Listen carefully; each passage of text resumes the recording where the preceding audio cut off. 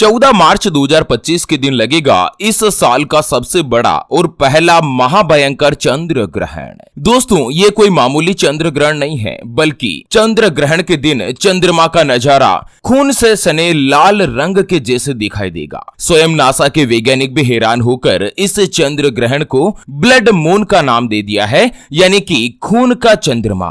और वहीं इस चंद्र ग्रहण के दिन भूल कर भी नहीं करें ये 3 काम, नहीं तो जिंदगी भर पछताओगे, बने रहोगे गरीब और कंगाल। साथ ही जब भी यह कोई चंद्र ग्रहण या सूर्य ग्रहण जैसी घटनाएं होती है ना, तो उसका शुभ और अशुभ प्रभाव सभी 12 राशियों पर देखने को मिलता है। ऐसे में इस चंद्र ग्रहण के बाद भी 3 राशियों की किस्मत में बम्पर लॉटरी लगने वाली है, 3 राशियां करोड़पति होने वाली है। तो साथ ही 4 राशियों को रहना होगा सावधान। तो चलिए एक एक करते हुए जान लेते हैं चंद्र ग्रहण से जुड़ी सभी महत्वपूर्ण और काम की जानकारी कि यह चंद्र ग्रहण कितनी बजे लगेगा, चंद्र ग्रहण का सूतक काल क्या होगा, चंद्र ग्रहण के दिन क्या करना चाहिए और क्या नहीं करना चाहिए, और साथ ही राशि के अनुसार क्या क्या ऐसे उपाय है, क्या क्या ऐसे टोटके हैं जो कि अगर आप चंद्र ग्रहण के दिन कर लेते हैं ना, तो उसका सबसे अच्छा और सबसे शीघ्र फल जो है यहाँ पर प्राप्त होता है। तो सभी महत्वपूर्ण जानकारी इस वीडियो में चर्चा करने वाले हैं, ऐसे में वीडियो को लास्ट तक जरूर देखिए। दोस्तों, ज्योतिष शास्त्र के अनुसार चंद्र ग्रहण जैसी जो घटना है ना, वो बहुत ही विचित्र, बड़ी और दुर्लभ मानी जाती है। अब तो नासा के वैज्ञानिक भी मान चुके हैं कि जब भी धरती पर चंद्र ग्रहण या सूर्य ग्रहण जैसी घटनाएं होती है ना, तो उसका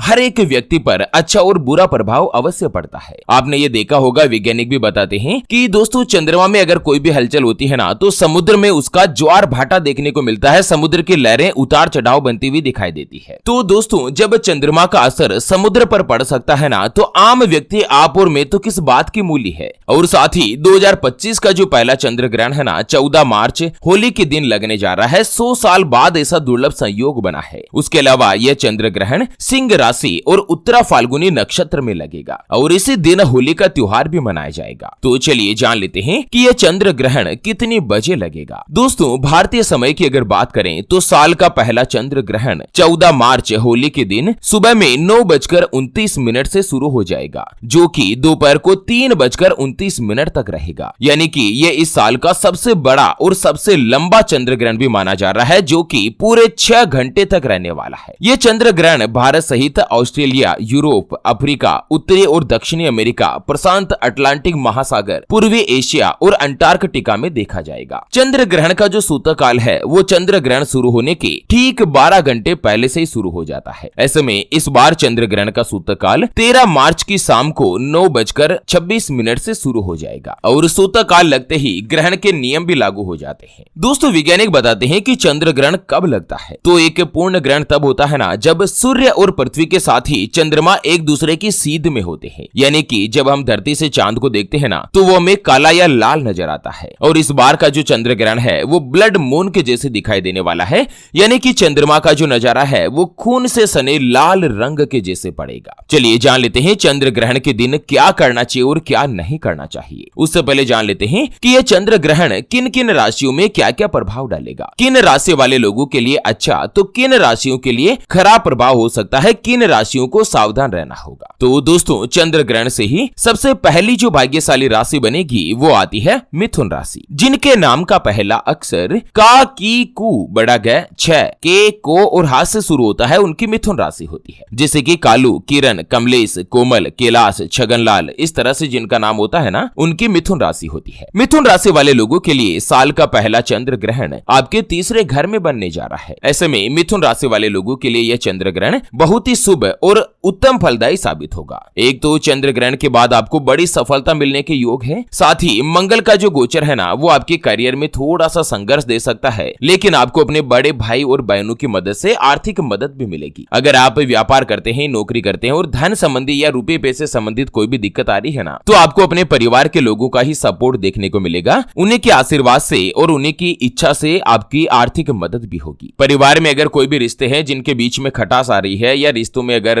रिश्ते बिगड़ रहे हैं ना, तो उसमें भी दोस्तों यह चंद्र ग्रहण जो है वो अच्छा प्रभाव देने वाला है। दोस्तों, मिथुन राशि के जो स्वामी है ना, वो बुध देव है। ऐसे में आपकी राशि में उपाय बनता है कि चंद्र ग्रहण के बाद आप लोगों को हरी चीजों का दान करना चाहिए, क्योंकि बुध का जो रंग होता है ना, वो हरा होता है। जैसे कि हरे फल हो गए, हरे कपड़े हो गए, या दोस्तों गौ माता को आप हरी घास खिलाएं, हरा चारा खिलाएं। इस तरह से उपाय उपाय अगर आप चंद्र ग्रहण के दिन करेंगे ना तो शीघ्र उसका अच्छा और शुभ फल आपको प्राप्त होगा। माता लक्ष्मी जी की विशेष रूप से कृपा हासिल होगी। चलिए बात कर लेते हैं चंद्र ग्रहण से ही अगली यानी कि दूसरी जो भाग्यशाली राशि बनने जा रही है उसके बारे में और उपाय के ऊपर भी चर्चा करेंगे। उससे पहले आपको एक महत्वपूर्ण बात बताना चाहूंगा। दोस्तों, क्या आप लोग दिन रात अपनी जॉब में या अपने कार्य में मेहनत कर रहे हैं, उसके बावजूद भी आपको प्रमोशन की या प्रॉफिट मिलने की कोई भी उम्मीद नजर नहीं आ रही? आपकी तनख्वाह नहीं बढ़ रही है, आपकी क्वालिफिकेशन अच्छी है, आपने अच्छी डिग्रियां ले रखी है, लेकिन आपको मन मुताबिक जगह पर नौकरी नहीं मिल पा रही है। आपका पर्स और आपके घर की तिजोरी हमेशा खाली ही रहती है। जैसे ही महीना शुरू होता है उसकी शुरुआत हमेशा कर्ज से हो जाती है, उधारी से हो जाती है। बैंक के लोन की समय पर किस्तें जमा नहीं करवा पा रहे हैं, या दोस्तों आपने अपने मित्र जनों से, रिश्तेदारों से पैसा उधार ले रखा है लेकिन आप उसे वापस चुका नहीं पा रहे हैं। कर्ज के बोझ में लगातार दबे हुए हैं और ब्याज को चुकाने के लिए भी वापस आपको कर्जा लेना पड़ रहा है, उधार लेना पड़ रहा है। घर की आर्थिक तंगी और कर्ज का बढ़ता दबाव आप लोगों को चिंता, तनाव, स्ट्रेस या डिप्रेशन में डाल रहा है। पति पत्नी और परिवारजनों में आपस में लड़ाई झगड़ा बना रहता है। परिवार में किसी भी लड़का या लड़की का वैवाहिक संबंध नहीं बन रहा है, उसका रिश्ता निश्चित नहीं हो पा रहा है। आप लोग रिश्ता देखने तो जाते हैं लेकिन वापस से उसका कोई भी जवाब नहीं आता। इन सभी चीजों के पीछे कारण होता है आपकी कुंडली में मौजूद सभी 9 ग्रहों का अच्छा या बुरा प्रभाव में होना। दोस्तों, अगर आपकी कुंडली में कोई भी ग्रह कमजोर है या कोई भी नक्षत्र बुरा प्रभाव डाल रहा है तो हमेशा ही आप लोग कर्ज के बोझ में दबे रहते हैं, परेशानियों में ही रहते हैं। एक परेशानी से निकलते हैं ना तो दोबारा और नई परेशानी खड़ी हो जाती है। और इन सभी परेशानियों के समाधान के लिए हमारे पूज्य गुरुदेव श्रीमान सुरेंद्र आचार्य शास्त्री जी आप लोगों तक लेकर आए हैं आपके अपने जीवन के बारे में व्यक्तिगत यानी कि पर्सनलाइज्ड कुंडली, जिससे आप घर बैठे यह पता लगा सकेंगे कि आपके 9 ग्रह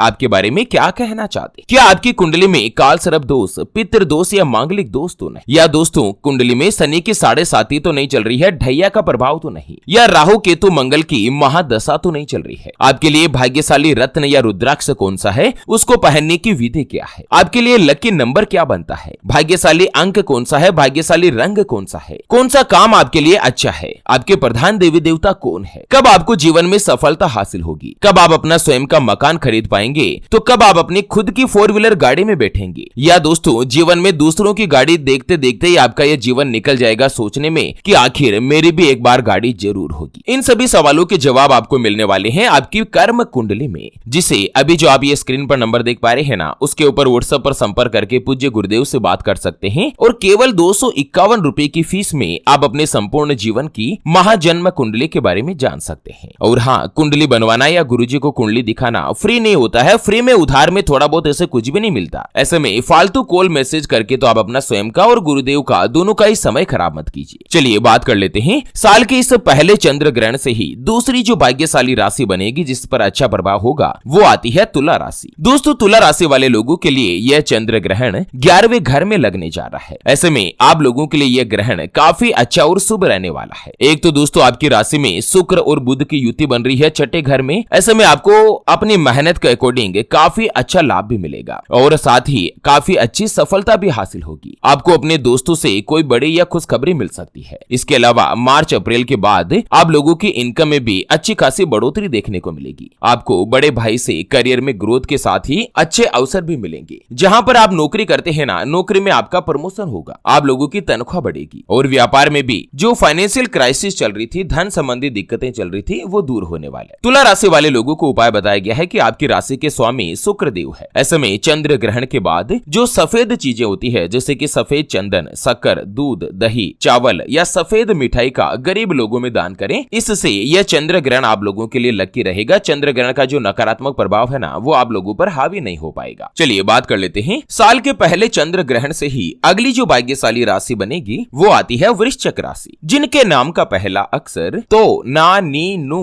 ने, नो या ये और यू से शुरू होता है, उनकी वृश्चिक राशि होती है। जैसे कि निर्मला, निर्मा, नरेंद्र, नमिता, इस तरह से एन अक्षर से मोस्टली जिनका नाम होता है ना उनकी वृश्चिक राशि होती है। वृश्चिक राशि वाले लोगों के लिए साल का पहला चंद्र ग्रहण आपके 10वें घर में लग रहा है और इसके अलावा देवगुरु बृहस्पति आपके 7वें घर में विराजमान है। ऐसे में इस समय आप अपने काम और कारोबार से जुड़ा कोई भी बड़ा फैसला या महत्वपूर्ण डिसीजन ले सकते हैं। आपके द्वारा कोई भी अगर कार्य किए जाएंगे या निर्णय किए जाएंगे ना, उसमें आपको भविष्य में लाभ मिलने की संभावना होगी। करियर में भी इस दौरान अच्छी और बड़ी सफलता मिल सकती है। जो भी शादीशुदा है उनको ससुराल पक्ष से आर्थिक लाभ होगा। जो लोग राजनीति राजनीति या पॉलिटिक्स से जुड़े हुए हैं उनको भी यह चंद्र ग्रहण कोई अच्छी या बड़ी खुशखबरी देने वाला है। वृश्चिक राशि वाले लोगों को उपाय बताया गया है कि वृश्चिक राशि के जो स्वामी है ना वो भगवान मंगल देव है, यानी कि साक्षात बजरंग बली है। ऐसे में चंद्र ग्रहण के दिन या चंद्र ग्रहण के बाद मसूर की दाल, गेहूं, गुड़, माचिस, तांबे के बर्तन, इनमें से किसी भी एक चीज का आप दान करें। और दोस्तों अगर आप होली खेलते हैं ना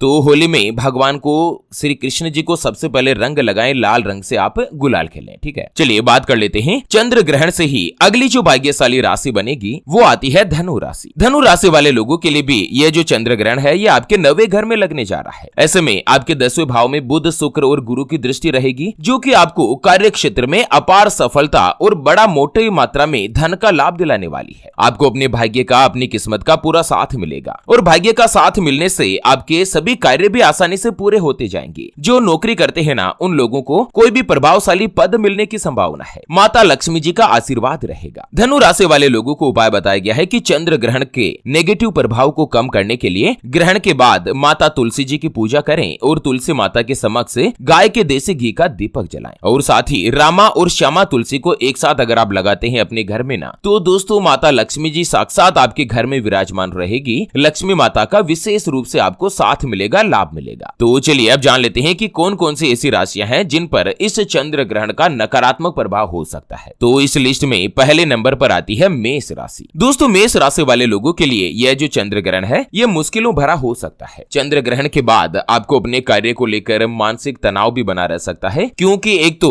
29 मार्च से ही मेष राशि में शनि की 7.5 लगने जा रही है, जिसके कारण भी यह समय आपके लिए शुभ नहीं होगा। आपके लिए धन की हानि हो सकती है। पैसों से जुड़ा कोई भी फैसला आपको नहीं लेना है, रिस्क लेने से बचना चाहिए। वाहन चलाते समय सावधानी बरतें, चोट चपेट भी लग सकती है। जीवन साथी के साथ जो है ना वो आप अच्छा बर्ताव करें तो ही ज्यादा बढ़िया रहेगा। दूसरे नंबर पर आती है कर्क राशि। कर्क राशि वाले लोगों के लिए भी चंद्र ग्रहण का जो समय है ना वो बहुत ही अच्छा और शुभ नहीं रहने वाला है। दरअसल चंद्रमा कर्क राशि के स्वामी हैं, जो कि जीवन में आर्थिक, मानसिक और सामाजिक या शारीरिक परेशानियों का सामना करना पड़ सकता है। आपके पर्सनल रिश्तों में भी उतार चढ़ाव आ सकता है। कुछ महत्वपूर्ण विवाद भी हो सकता है। आपको अपने सभी फैसलों को सावधानी पूर्वक करने की सलाह दी जाती है। अगले नंबर पर आती है कन्या राशि। दोस्तों साल का जो पहला चंद्र ग्रहण है ना वो साक्षात कन्या राशि में ही लग रहा है, यानी कि आप ही की राशि में ग्रहण योग बनेगा। ग्रहण का दुष्प्रभाव भी बनने जा रहा है, इसलिए आपको बुरे और उल्टे परिणाम प्राप्त हो सकते हैं। इस दौरान किसी से भी